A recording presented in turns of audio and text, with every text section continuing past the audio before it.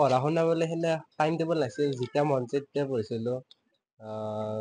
ৰাতিপুৱা পঢ়িছিলোঁ, ৰাতি পঢ়িছিলোঁ আৰু ৰবিবাৰেও কেতিয়াবা মানে স্কুল কলেজত নগ'লে দেউতাহঁতি হাজিৰা ক'লে সহায় কৰি দিওঁ আৰু পঢ়োঁ। সেনেকে আগবাঢ়ি গৈছোঁ। মানে প্ৰথমতে মোৰ মা দেউতা মোৰ কাৰণে মস্ত আনন্দ অতি হৈছে। কষ্টেৰে পঢ়িছিলা তুমি।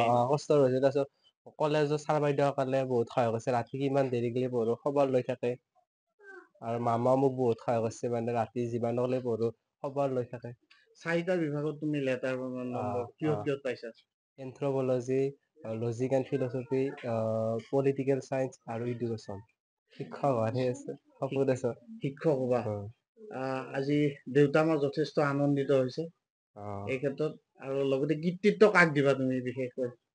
মোৰ তোমাৰ মা এই সফলতা মা দেউতা আৰু কলেজৰ ছাৰ বাইদেউসকলক। ভৱিষ্যত প্ৰজন্মক কি কবা? তুমি অতি কষ্টেৰে পঢ়িছিলা আমি জানো, বা তুমি কৈছা, কি কবা এই ক্ষেত্ৰত? ভৱিষ্যত প্ৰজন্মক কি কবা তুমি? কেনেধৰণে তেওঁলোকে আগবাঢ়ি যাব?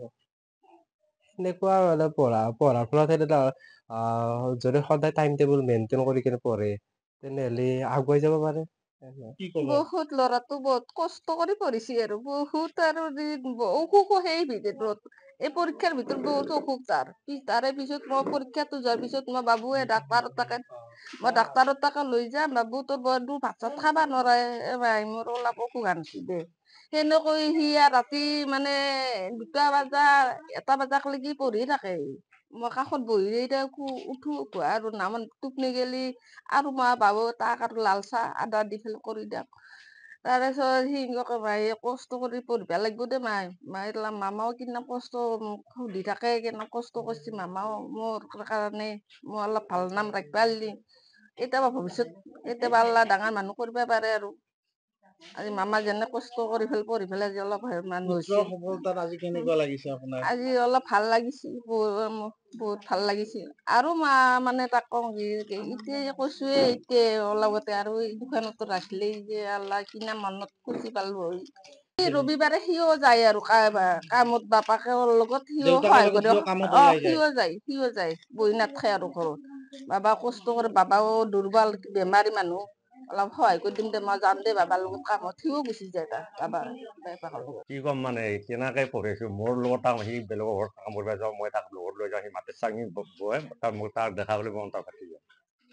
গতিকে সেনেকে পঢ়িছো তাক, আৰু চব ছাত্ৰ ছাত্ৰীসকলে বিৰাট গাঁৱৰ মানুহে বিৰাট সহায় কৰিছে আৰু পঢ়াটো। আজি মোৰ বিৰাট ভাল লাগিছে, মানে বিৰাট ভাল লাগিছে। মই ৰাতি টোপনিয়ে নাই আজি।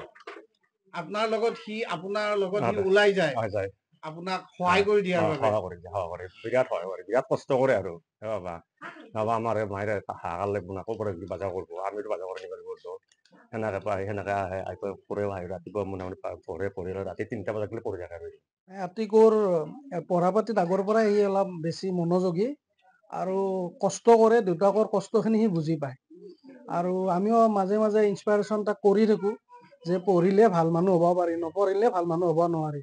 গতিকে নিয়মিতভাৱে তুমি পঢ়া শুনা কৰা, আৰু যদি কিবা অসুবিধা থাকে তুমি শিক্ষক শিক্ষয়িত্ৰীৰ মানে সহায় ল'বা। গতিকে সেইমতে তেওঁৰ শিক্ষক শিক্ষয়িত্ৰীও যথেষ্ট সহায় কৰিছে, খবৰ ৰাখিছে, যাৰ পৰিণতিত আজি ৰিজাল্টটো পাবলৈ সক্ষম হৈছে। এনেকুৱা এটা পৰিয়ালৰ পৰাই 4খনত লেটাৰ পোৱাটো এটা মানে স্বপ্নৰো বাহিৰৰ কথা, কিন্তু তথাপিতো ইমান সুন্দৰ এটা ৰিজাল্ট কৰিছে। গতিকে আমি প্ৰাউড ফিল কৰিছো, আৰু তেওঁ ভৱিষ্যতে আগুৱাই যাওক তাৰে কামনা ভগৱানৰ ওচৰত কৰিছো।